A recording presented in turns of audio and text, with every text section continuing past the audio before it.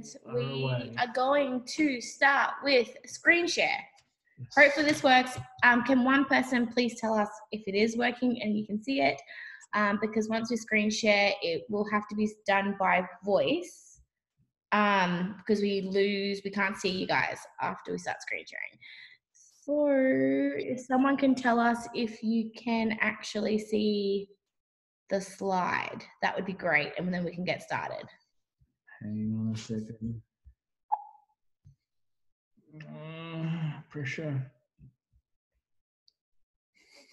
Oh, we're doing it now. I love you. Hang on.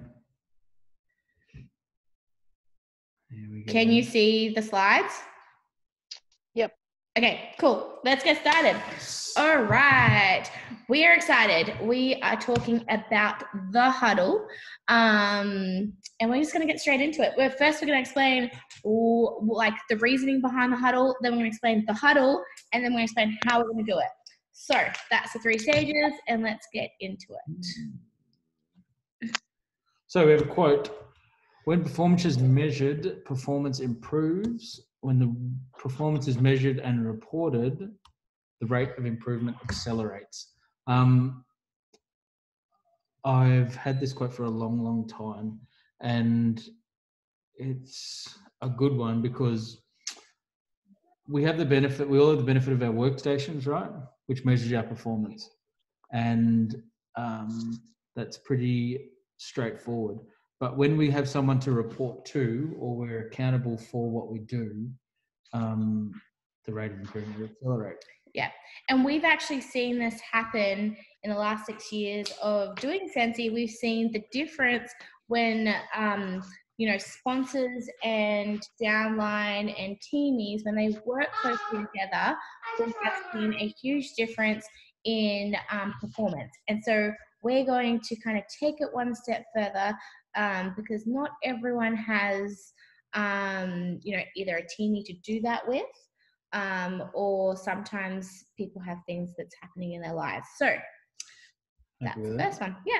Now we're going to go into some stats to prove our point. So there is direct correlation with accountability and increase productivity. I wish we had kind of written down every single person that we've ever talked to and seen improve their business this way. We haven't. We will be in the future. So there is direct correlation to accountability. All right, go to the next one. Okay, so highly engaged teams have shown 21% increase in productivity. So when we talk about highly engaged with each other. So sometimes, like I know when we first started our team page, there was like crickets. And I think there was about like 40 people in there, and like no one would talk to each other, and no one was working together, and no one was sharing ideas. And we've all heard that saying, 2 heads are better than 1. And so when teams are engaged and working together, it's been shown that 21% is increase in productivity. The next stat is 89% of HR leaders have found that ongoing peer feedback and check-ins is key for successful outcomes. So not so much your feedback from up, but from the people that you're working with, your peers. These are stats from like a workplace, not so much in direct sales, but a workplace. But we have also seen that this is the case when it comes to working your business in direct sales, because we're all about that team environment. And then the last stat we want to share with you is individuals who feel their voices heard are 4.6 times more likely to feel empowered to perform their best work. So when we feel like someone can hear us, and that's not just in work, like when we feel like someone's listening to us, we kind of gravitate towards them, like, you get closer to them as like a friend, but we become empowered and we perform our best because someone is cheering us on, someone has heard us, someone is listening to what we have to share. So these are some stats. So we cannot seek achievement for ourselves and forget about progress and prosperity for our community. Our ambitions must be broad enough to include the aspirations and needs of others for their sakes and for our own. So another quote, I don't know whose quote it is, but basically, so in 2012, the amount of times that I've referenced this talk is ridiculous. But in 2012, Orville, our CEO, well, not anymore, what is he now? Co-CEO. Co-CEO. Still CEO.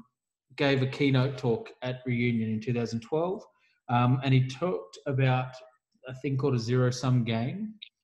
And that is basically where one person wins at everyone else's expense. Or a non-zero-sum game where everyone rises together, like the tide. I have so many amazing stories about you. No. Anyway, I think it's gone. Just mute yourself. So the principle is that the rising tide lifts all boats, right? If we focus only on ourselves and our own business, that's not going to bring us any success. And can I just or add optimum joy success. and joy? Yeah, like no. when you're not helping other people, you kind of think that you're happy, and you might be happy for a little while, but then you deep down and further along the track, you realize how unhappy you are because you've burnt people, or you've like let them go, or you've done it at the expense of others. Doing anything at the expense of someone else is no good. No. That's not the program that will bring you any sort of satisfaction in your life. And in any environment, like not just in Sensi, in everything. So the idea is that when we work together, obviously we're going to be more successful, have more happiness, more overall fulfillment in what it is that we're doing. Yeah. So before we can kind of get into the huddle, there's a couple steps that we kind of need to understand, or concepts that we need to kind of have very clear in our minds. So one of those things is we need to have a vision. Now, stay with me here, because sometimes I think, like these words that are going to come up, to me, I get confused. I'm a pretty simple person. That's a nice way of saying it. And so this was really helpful for me. So what is a vision? So a vision is made up of three things, and is the number one responsibility of a great leader. And it's your responsibility to communicate and demonstrate this in a way that engages people. And those three things is purpose, mission, and values. Now, purpose. What's your purpose, or what is a purpose? It's basically the reason your business exists over the next 100 years. Okay, that's what your purpose should be based around. So for example, it might be for helping other people be successful. It might be by helping other people, to become more financially free, or it might just be to make people's homes smell good. It might be that. So you need to have a purpose. And then your mission. So what's a mission? It's your big audacious goal over a 5 to 10 year period. Okay, so there's two different things there: a purpose, why your business exists, and then the mission is your big audacious goal over a 5 to 10 year period, and then the last thing is values. Now, I personally was thinking about this. I'm like, why? I mean, you can come up with your own values, and you totally can. And some people, I know some families, like Andrew's extended family, they have like a family mission and values. Yeah, they do. I didn't even know about that. Oh yeah, I thought it was super strange when I got married, and they shared it with me. I've never seen this before. Fully Is it a typed up. document? Yes, it's typed up, and it's got like people have framed it. But I'm laughing at it now, but how amazing is it to have a mission and values that your family kind of are like brought up. Like, you know, that saying that your mum always said growing up, and it kind of just sticks to you. I kind of was thinking about this, and I'm like, if you don't have values that you've decided that you want your business to be based around, why would you not use the values that Sensi's given us? Because they're pretty amazing, and they pretty much encompass being a good person. So those values are simplicity, generosity, and authenticity. So it's being yourself, it's keeping things simple, and it's giving of your time, being kind. So you can come up with your own values, or you could use your own values. So that's it. That's that. That's that. Those are the 3 things. And then that brings us to our strategic plan process. We're nearly there, guys, to the huddle. Okay, so this bit's so far, right? We're covering off definitions, words, things that don't necessarily mean the world to you right now, but they're all going to make sense in a second when we get to the huddle. Yeah. And it's not even, it's just Okay. you need to know these things. So you've got your purpose. We've covered that, why your business exists. You've got your mission, which is your big audacious goals for the next 5 to 10 years. Then your priorities. So this is reverse engineered from your mission and your purpose. So what are your business priorities that's going to help you achieve those 2 things, right? And it's in a 12-month period. Then the next one is your goals. Hang on. Your goals. So before we go any further, right, let's give you a sensey example of each of these things. Okay. Quickly. All right. So the purpose might be to help people become more financially free. Yeah. Help others to become more financially free. Yeah. Your mission, in the next 10 years, I want to help 100 people do that personally. Perfect. My priorities in the next 12 months, well, if in 10 years I'm going to help 100 people, then each year there needs to be 10 people. I'm going to round it up, and yearly I'm going to go for annual mentor. Yep. Right? Sure. Recruit people, sign them up, It's get them going, it's a 12-month get them certified. Goal. Yep. Goals. So this is so your goals are weekly. What are you going to do weekly to help you achieve your priorities in a 12-month period? So if you were to weekly, if I know I need to recruit and certify 15, is it? What's 14. Annual mentor? 14 for annual mentor. That's going to be 1 and a bit a month. So let's go for 2 a month to be safe. That means weekly, I'm going to need to recruit half a person. Yeah. Which means 1 every fortnight, which means I'm going to have about 20 recruiting conversations a week. Now you've gone, sure. Yeah. Are we doing weekly? Yeah, we're going weekly. Okay, so that's 20 his recruiting goals. conversations in a week. That's my goal. Then that will be his daily task, right? So what's your daily task? It's derived from your weekly 20 goals. 20 in a week, 3 a day. 3 conversations a day he's going to have to get to his goal of 20 conversations. Who's going to help him get to his priorities, which is annual mentor and recruit 14 people and help them certify, which is going to help him achieve his mission which is 100 people. 5 to 10 years. Change 100 people's lives. And then your purpose is to help people. Help people become financially. Which is what you're doing. Did that all make sense? Or hopefully it did. It's basically simplifying right down your goals, right? Completely right down to a daily task. Which brings us to the point of the huddle. When you get to this, you will see an increase in performance by 200 to 600%. So if you're clear on this, and if you understand how this works and you make it work, you will see a 200 to 600% increase in your business. So think about how you're performing right now. I mean, who wouldn't want to perform more than 200% more? Like, yes, please. Okay, so this introduces us to the huddle. Yes, so Andrew actually explained this really well to me. Are we doing this here or are we doing it in the next slide? I can't remember. Let's do it here. Okay. It's so hard to know what the next slide is. So it's called a daily huddle. What's a huddle? We all know we've all seen a movie with a huddle, with a game of football in it, right? Gridiron football. It's not a big thing here, obviously. We've had the Super Bowl this week.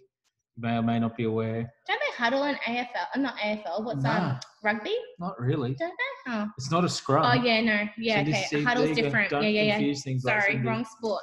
Huddles, right? Between every play. So when I was really little, I would have been like 5 or 6. We went to watch a game of NFL. They came to Australia for something, and we went down and watched a game. And there were 2 teams, watched a game, and it took for ages. It was the most slowest, boring game ever, right? More than cricket. Cricket's amazing. Anyway, so in between each play, the reason why it took so long is that in between each play, they have a huddle. And in that huddle, they call the play for the next play. They call the kind of strategic formations for the next play. Yep. They only do it 1 play in advance. They don't say, well, we're going to do this next, and then after that we'll do this, and after that we'll do that, and after that we'll do that. They just do the very next play. 1 play at a time. They have 4 quarters, and at the end of each quarter, they have like a team meeting or whatever you'd like to call that. So they all get together, plan out, say, how did last quarter go? How's this next quarter going to go? What are we going to do differently? What do we need to focus on? But then before each play, defense or offense, they will have a huddle where they plan out what they're doing for this very next play. So Happy with that? we're going to have a daily huddle. We're going to create daily huddles, which basically means it's kind of on the concept of the next play, but we're going to go more with accountability. So that's what we're talking about, is when you're accountable, you see an increase in performance. When you see an increase in performance, you're going to be happy, right? So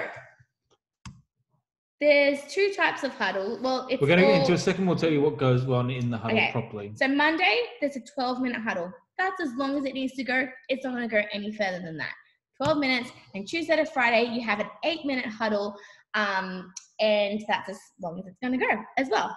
Now we're going to explain to you what happens in each of these huddles, because they're slightly different, but kind of the same, based around your goals and your tasks. So your Monday huddle is with, and by the way, it's with other people, right? Yeah. So okay, so this isn't by yourself. This is, you're going to be huddling with people. So on a Monday, you're going to get together. You're going to review the week before. It's a review, right? Super quick, super quick. simple. It's 12 minutes long. So you're going to review. You're going to talk about victories, if you had any. You're going to talk about intention. You can keep going. You're going to talk about your top 5 goals of last week, because you're reviewing the week before. And the way that you're going to review it is you're going to say, done, not done, in progress. It is not story time. It is not time for you to say all the reasons why you couldn't get it done. You're just going to say, I did it, I didn't do it, or it's in progress. I'm still working on it, right? With this group of people. And remember, this is on the Monday. This is a week in, so this is for the review whole for the week before, gone. Yeah. Right? And then you're going to talk about your top 5 goals for this coming week. And then you're also going to go through your top 3 tasks for the day, which is Monday. And then you're going to talk about any bottlenecks. So bottlenecks, quickly on that. Cindy struggled with this. Yeah, so I thought I would explain it to you. So bottlenecks, if you think about a bottle, when you tip a bottle of water upside down, the bottleneck is where the water slows down, right? Yeah. What's slowing down the water? What's stopping things from happening? I think the purpose of talking about bottlenecks in this scenario is quickly identifying the things that are stopping you that can be fixed. Yeah. As opposed to, I have a problem. Something like, what's an example? It's hard to give an example without it sounding insensitive, because that's so not I'm not what we're going to trying to do. I'm going to give an example that I would use, right? So for me, the reason why I don't do stuff for Cindy is because... Yeah, why is it, Andrew? I don't have time. I don't have time. But bottlenecks... hang on. You think you don't have time. I should have thought of a good example before we did this. Something that's not a bottleneck, right, is... Not having time. No. Yes. A bottleneck is something that can be fixed. So you can fix that. Bottleneck is... Not having time is a bottleneck. Is that what you said? Yeah, because you can find time. Yeah. So basically that's saying, I don't have my priorities straight. I need to fix that. I need to get them straight, and I'll do that next week. Yeah. So you can fix and make time, right? So that's what a bottleneck is. Something that's unavoidable is Odin had 3 appointments yesterday and I didn't do anything. I was snowed under with Odin. That's not necessarily a bottleneck. That's more of a reason why you didn't do anything. Yeah. Sure. But it can't really be helped. So we want to identify the things that can be helped and fixed and changed. Yeah. And then you're going to have a chairperson within a huddle, right? It's basically a team leader. Team leader that's going to keep it down to 12 minutes, no longer. That's why to have it 12 minutes, it can't be story time. No. It can't be, I don't know if you guys understand, but I had the biggest week ever last week. And here's the thing, and I mean this from a really good place. People, we all have issues in our lives. We all have so much going on, so much. And it's not that we don't care. It's that what you're going through and what someone else is going through, both of those reasons are important, and both of those trials and things that you're working through are so important. And they're equally seemingly insurmountable to each person. Yes. Regardless of how big yours is and how big someone else's is, everyone's trials in the moment are seemingly insurmountable. Yes, 100%. No one has a bigger problem than someone else. And so when it comes to story time, this is still a business, this is a workplace. And if you think about your workplace, when you go to your workplace, you don't go there with all of your personal happenings. You go there, you work, you get it done, you go home and you call up your mom, your best friend, your sister, you let them know about all the stuff that's happening on in your life, right? So it's not about story time. Otherwise, you'll be there all day. All day, and you're not going to get stuff done. Okay. No one saw you so pick then, up your book because we're not next sharing one. the video. No, I've got to. Okay. Yeah, but no one saw. Okay, go. Yeah. So that's Monday. All right. So Tuesday to Friday, which is your daily huddle. Yeah. It goes for 8 minutes. You go through your top 3 tasks from the day before. You say done, not done, in progress, whatever the status is. Then you talk about your top 3 tasks for the day. Okay? And then any bottlenecks that you had. Right? So, tasks. We thought it'd be easier to help you guys kind of identify examples of tasks, because sometimes we can get confused as to what a task is and what a waste of time some things can be. And sometimes we fill our sensey time with things that waste our time and doesn't income, it's not an income producing activity. And then we sit there and we're like, I've done so much sensey this week. Why haven't I made any money, or why haven't I made any sales? Because all you've done is made samples, but you never handed them out. Okay? So every day, Monday to Friday, you're going to have tasks, right? 3. Top 3 tasks, which are going to get you closer to your weekly goal. Yes. Whether that's whatever that is. Whatever right? it is. But they're all going to be different. These are lists of things that can count, and it's not an exhaustive list. There are other things that you can add to this list. Yeah. That will help you get to help you fill those 3 daily tasks. So examples are AMI. Amy and follow up. What's Amy? Maven. Thanks, Andrew, for following along to my live videos. Business drop-offs and What joint do you write ventures. Maven then? Because it's changed to Amy. Business drop-offs and joint ventures. Handing out X amount of samples is actually an income-producing activity. Having an open home, holding events, having parties, marketing, team training, team get-togethers, recognition. Customer and team newsletters. So these are all examples of things that you could do each day in some respect. Yeah. That will ultimately bring you closer to your goals. Yeah. Again, not an exhaustive list. Help yourself. We will share these slides too, so you don't have to write them all down. Yeah. And then these are... Oh, you go. These are procedures, or... what's the word? No, so these are procedures, or they're basically what processes. That's what I was looking for. And so okay, go. I was looking for that. All right. These are things that can count towards. These are things that will get you closer to fulfilling those things in the first lot of things that we just listed. So the income producing activities, but they're not necessarily. They're good. They're not great. Yeah, they're good to do, but they're not going to ultimately produce income in and of themselves. Yes. Which we still want you to do them every day, but they don't count as one of your 3 things. Yeah. So something like creating a follow-up list, great if it leads you to following up. 100%. Preparing a basket, again, fantastic if you give it to someone. Mm-hmm. Making samples, amazing if you hand them out. Preparing for an open home event or fundraiser, good.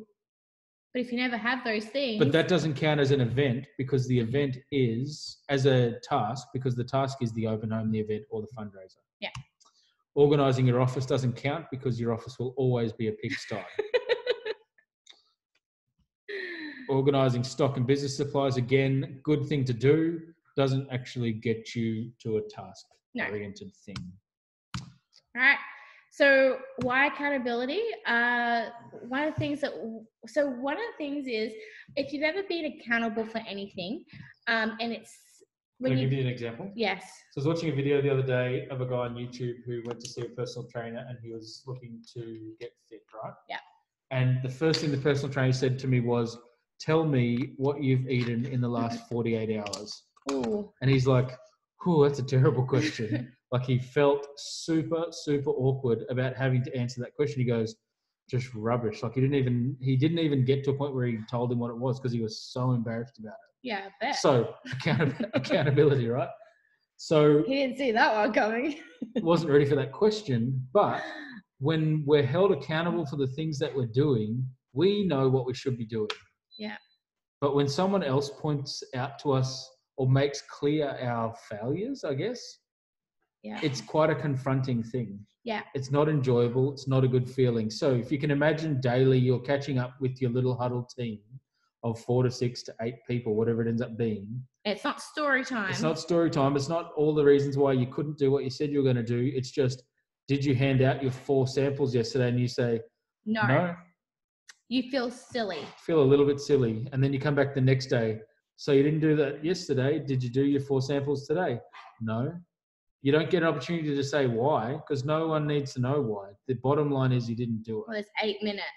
And you got to get through that 8 minutes. It's not story time. So hopefully after a couple of days, you'll feel that level of accountability and you can do one of 2 things at that point. You can just leave and never come back or to the huddle, or you can be accountable and say, I'm going to really put in a big effort today and make sure I get that done so that when I get to the huddle tomorrow or tonight or whenever I've chosen to do it, it's not my 3rd day that I'm saying no to that same task that I keep saying I want to do.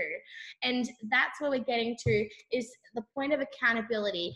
And so this isn't to replace the support that you have right now with your directors and your sponsors. It is to add accountability in your life. And that is one major, massive problem that people that are in business for themselves, which is all of us, struggle with. We struggle with being accountable to someone. And so that's the difference between someone who has a very successful business to someone who, we all have the same opportunity, right? We all do different things. We've all seen our teams do different things with the same kit. What's the difference? Someone is being held more accountable either to themselves and can do that, and not very many people can. A small percentage can keep themselves accountable, but a higher percentage needs accountability. And so we're going to create about 3 huddles, depending on how many people we have, so that we can feel that accountability and want to do more and want to improve ourselves and our business by being accountable to a small group of people. And that brings us to the GBT Huddle, and it's going to start on Monday, this Monday the 10th. They're going to be groups of 6 to 8 people, depending on interest. We're going to put a poll on the event first, and on Facebook, you're going to pick a time slot. Okay, so here's the thing. I don't want you to pick a time slot that you're just like, I think 8 p.m. works for me. I think 6 a.m. works for me. These will be Queensland times too. Oh, yeah. Because that's all we care about. That's not true, but we need a time to go off of. Yeah. So that's why we're going with Queensland time? Yeah. Is that what we're doing? So we know, so it's 8 p.m. Queensland time. Good idea. You need... But what we might do if you're in a region like New Zealand or Perth, we might put all of New Zealand together, and you need a separate time, then we fill in other. But we don't want put your spot next to it. It's fine. We know what we want you we to do. We don't want 1,000 others. That's what I'm saying. Yeah. Anyway. Oh yeah, because that's not going to help us. Because we need a time that you can all go on for 8 minutes every single day, Monday to Friday. If you don't show up, that's your problem. And it's not story time. It's boom, boom, boom, get it done. So 6 a.m., we've got 3 times. One early in the morning for early risers. That's probably the huddle that I'll be leading. 9:15 a.m. I thought was a good time because school drop-off. After school drop-off. Could be 9:30, depending on... 9:30, depending on the group that gets together. And then an 8 p.m. huddle, which Andrew will be leading because he doesn't wake up super early in the morning. And Certainly not at 6 a.m. if there's more people interested and there's a different time that suits you all, and there's, you know, we will do that. We're going to cater. Here's the thing. We're going to create the huddle groups because we can see your stats and we can see where you're at in your business, and we're going to try and get you into a huddle that's going to inspire you. So we're going to try and put the huddles together, considering everything that we can kind of consider, like time and where you're at in your business. And we will try and be present and on your each of those, performance. right? Is that what you're suggesting? Depending on if We'll we have probably multiples try and at be times. present for the first week or two to help you guys with the huddle to keep it how it should be. But then we're going to have a chairperson, because I wish I could be on every single huddle, I'm gonna but stop sharing. yeah. Let's get to questions. Does the huddle make sense? Do you think this will help you? Any Do you think questions? it's dumb? We need questions. It's not dumb. No, we'll just maybe you think it's dumb. Say it to my face. You can unmute yourselves. If you're super shy, you can just Use the chat. have you stopped recording? Nope. Oh, you could stop recording. Okay, stop That's recording. fine.